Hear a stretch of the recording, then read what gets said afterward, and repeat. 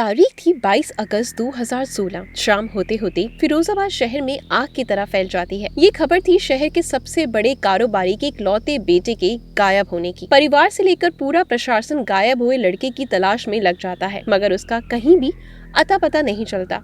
इसी बीच परिवार वालों को मोबाइल पर एक मैसेज मिलता है।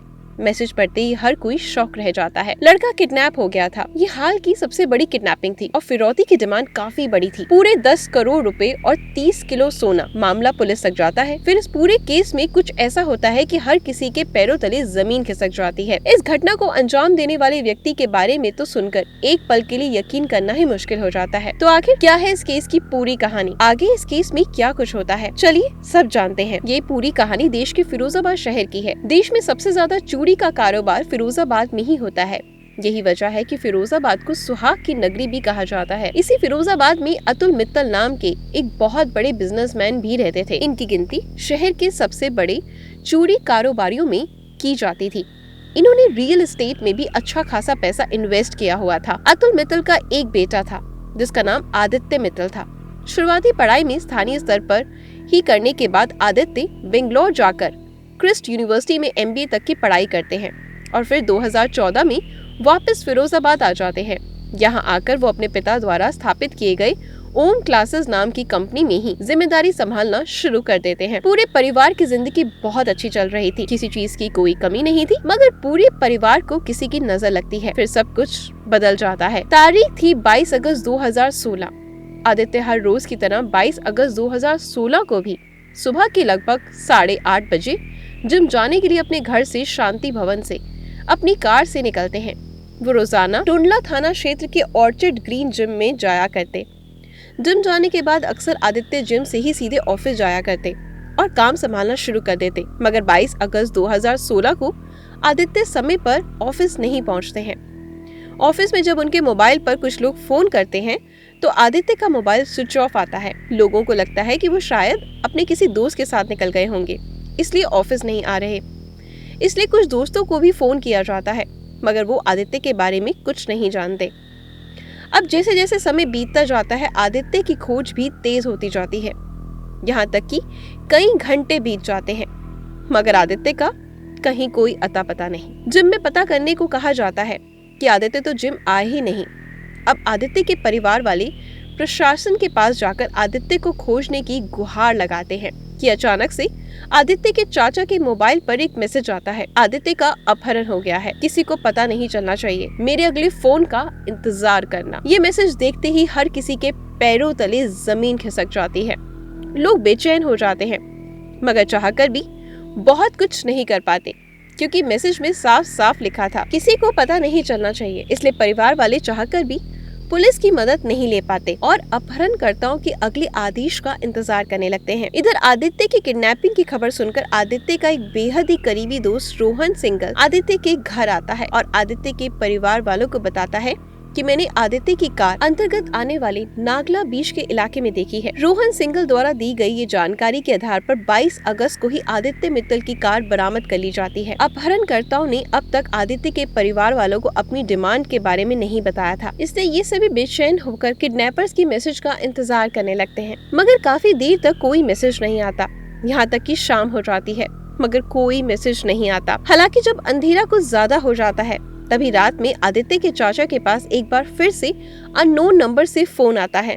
फोन करने वाला व्यक्ति कहता है कि अगर तुम आदित्य को सही सलामत और जिंदा वापस पाना चाहते हो तो जितनी जल्दी हो सके 10 करोड़ रुपए का इंतजाम कर लो, फिर मैं फोन करूंगा। क्या करना है? हाँ, अमूमन किडनैपिंग के केस में 10, 20 या 50 लाख तक की डिमांड की जाती है, मगर आदित्य की किडनैपिंग करने वालों ने पूरे 10 करोड़ की फिरौती की डिमांड की थी। फिरौती की रकम इतनी ज्यादा बड़ी थी कि आदित्य के परिवार वाले चाहकर भी इतनी बड़ी रकम जल्द से जल्द इंतजाम नहीं कर सकते थे।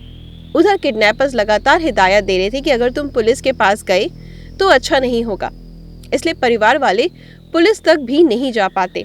थक हार कर परिवार वालों की ओर से अब फिरौती की रकम कम करवाने की कोशिश की जाने लगती है। ये लोग किडनैपर से पैसे कम करने की काफी गुहार लगाते हैं, मगर वो 10 करोड़ से 1 रुपया भी कम करने के लिए तैयार नहीं होते। कुल मिलाकर परिवार वालों के लिए 10 करोड़ रुपए का इंतजाम करना काफी मुश्किल था।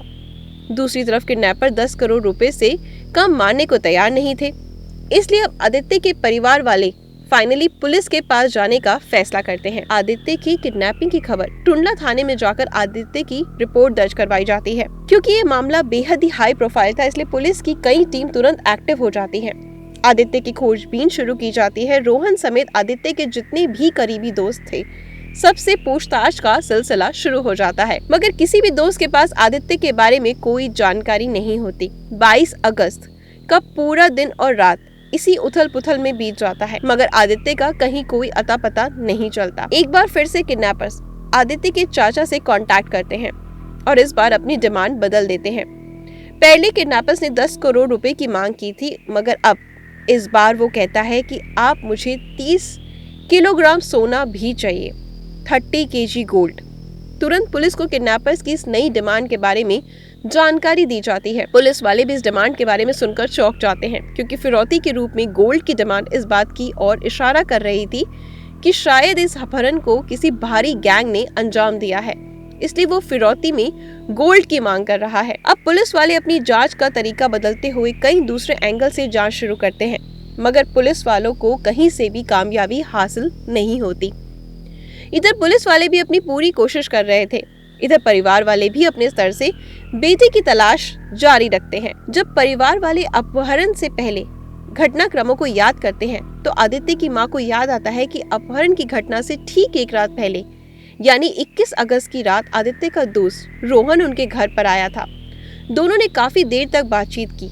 इस बातचीत के दौरान रोहन आदित्य की मां के सामने ही सुबह रोहन के साथ जिम जाने की बात कर रहा था। इस बात की याद आते ही तुरंत एक बार फिर से आदित्य के परिवार वाले रोहन से फोन पर बात करते हैं और उसे आदित्य के साथ जिम जाने वाली बात के बारे में पूछते हैं। इस सवाल पर रोहन कोई सटीक जवाब नहीं दे पाता और तुरंत फोन काट देता है। रोहन की इस हरकत से आदित्य के परिवार वालों का माथा ठनकता है और उन्हें कुछ अनहोनी की आशंका सताने लगती है। अब वो दोबारा फोन करते हैं, मगर इस बार भी रोहन ठीक से बात नहीं करता।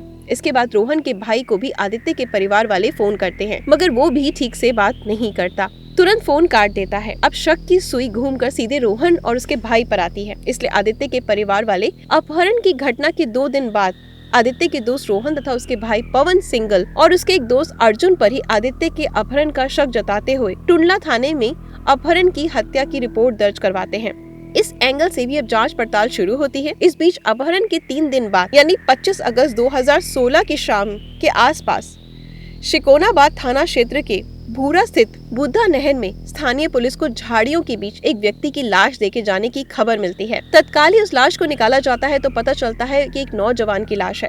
शव के हाथ पैर रस्सी से बंधे हुए हैं, क्योंकि आदित्य के अपहरण की घटना की जानकारी आसपास के सभी जिलों में दी जा चुकी थी और आदित्य की तस्वीरें भी मीडिया में सर्कुलेट हो चुकी थी। उस आधार पर पुलिस अंदाजा लगाती है कि ये किसी और का नहीं बल्कि आदित्य मित्तल का ही शव है।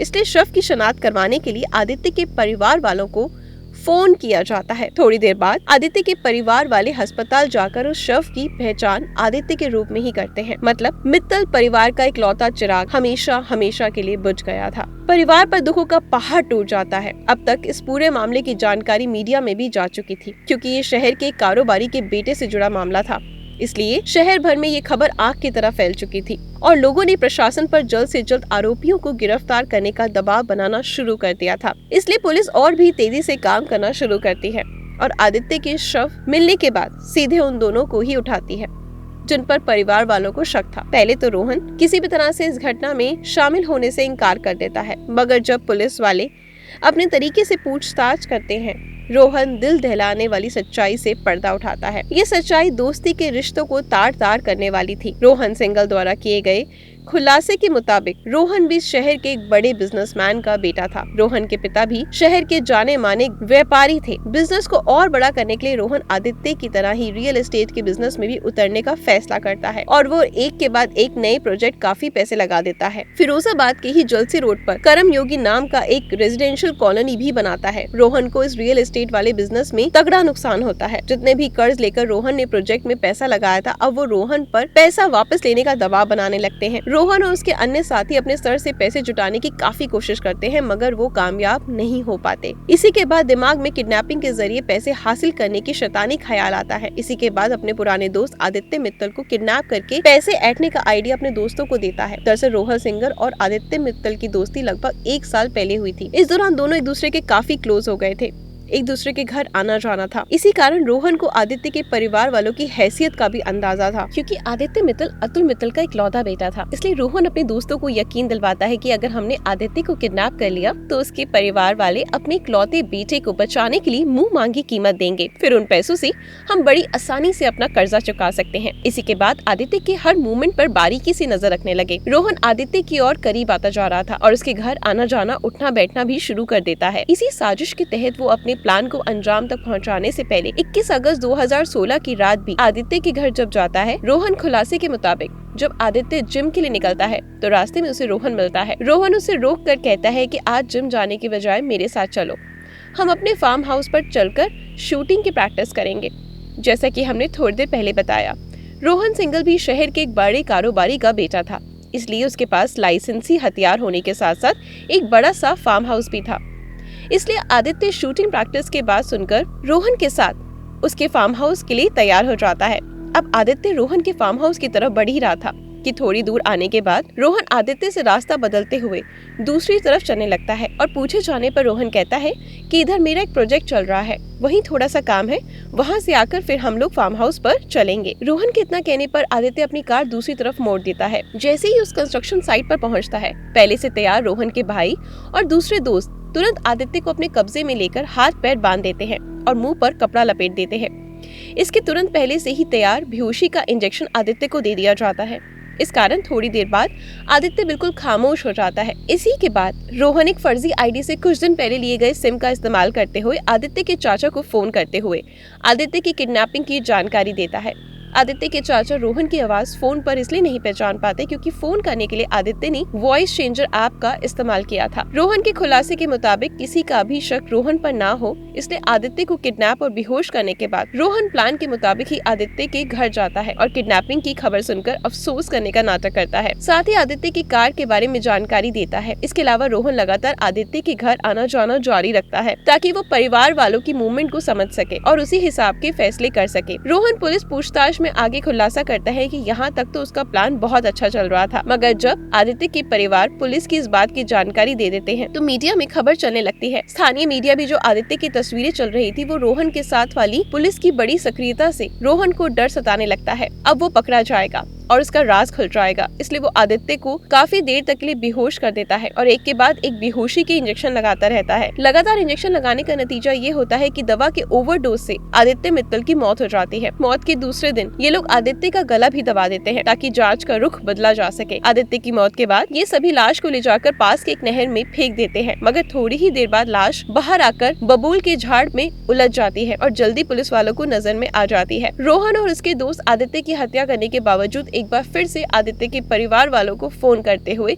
फिरौती की रकम की डिमांड करते हैं। बाद में वो इस केस को दूसरा एंगल देने के लिए गोल्ड की डिमांड करते हैं। गोल्ड की डिमांड के बारे में पूछे जाने पर रोहन बताता है कि दरअसल उन्होंने जानबूझकर गोल्ड की डिमांड की ताकि पुलिस वालों को लगे इस अपहरण कांड में कोई विदेशी गैंग शामिल है। रोहन के इस दिल दहला देने वाले खुलासे के बाद पुलिस तत्काल रोहन और उसके एक नौकर पवन लाल को गिरफ्तार कर लेती है। इन दोनों की निशानदेही पर पुलिस वहां भी छापेमारी करती है जहां रोहन ने उसे बंदी बनाकर रखा था। उस जगह से आदित्य को बांधने में इस्तेमाल किए गए जंजीर और रस्सी को भी पुलिस अपने कब्जे में ले लेती है। इसके अलावा आदित्य को बेहोश करने के लिए इस्तेमाल किए गए इंजेक्शन और दूसरे आइटम को भी पुलिस अपने कब्जे में ले लेती है। पुलिस ने रोहन और पवन को तो गिरफ्तार कर ही लिया था, मगर पुलिस पूछताछ में रोहन खुलासा करता है कि उसकी इस पूरी साजिश में उसके भाई पवन सिंगल ने भी साथ दिया, इसलिए पुलिस पवन सिंगल को भी गिरफ्तार करती है। आगे की जांच में खुलासा होता है कि बेटों की साजिश के बारे में रोहन और पवन सिंगल की मां अनीता सिंगल को भी जानकारी थी, मगर उन्होंने अपने बेटे को ऐसा करने से नहीं रोका, इसलिए पुलिस वाले अनीता सिंगल को भी गिरफ्तार करके जेल भेजते हैं। कुल मिलाकर कई दिनों की जाँच के बाद इस मामले में पुलिस द्वारा 7 आरोपियों को गिरफ्तार किया जाता है। गिरफ्तार आरोपियों में आदित्य का दोस्त रोहन सिंगल, राज मिस्त्री हंसराम गोपाल उर्फ राम गोपाल, मुकेश, रोहन का भाई पवन सिंगल और रोहन का दोस्त अर्जुन, रोहन की मां अनीता सिंगल भी शामिल हैं। इन सभी लोगों की गिरफ्तारी के बाद पुलिस जांच आगे बढ़ते हुए ठोस सबूत जुटाना शुरू करती है और फाइनली इस केस की सुनवाई में स्थानीय रूप से शुरू हो जाती है। पुलिस द्वारा इस मामले में काफी ठोस सबूत जुटाए जाते हैं तथा बड़ी संख्या में गवाहों को भी कोर्ट में पेश किया जाता है। इस तरह पुलिस द्वारा जुटाए गए पुख्ता सबूत और गवाहों के बयान के आधार पर कोर्ट द्वारा अप्रैल 2021 में रोहन सिंघल, पवन सिंघल, रोशन लाल तथा गोपाल को आदित्य मित्तल की किडनैपिंग और हत्या का दोषी करार करते हुए उम्र कैद की सजा सुनाई जाती है, जबकि रोहन के दोस्त अर्जुन तथा रोहन की मां अनीता देवी सबूतों के अभाव में बरी हो जाते हैं। इन आरोपियों पर 1.5 से 2 लाख का जुर्माना भी लगाया जाता है। फिलहाल सभी अपराधी जेल में हवा खा रहे हैं। दूसरी तरफ आदित्य का पूरा परिवार दोस्तों पर किए गए भरोसे की कीमत चुका रहा है। दोस्तों, इस पूरे केस के बारे में आपकी क्या राय है? कमेंट करके जरूर बताएं। Good luck.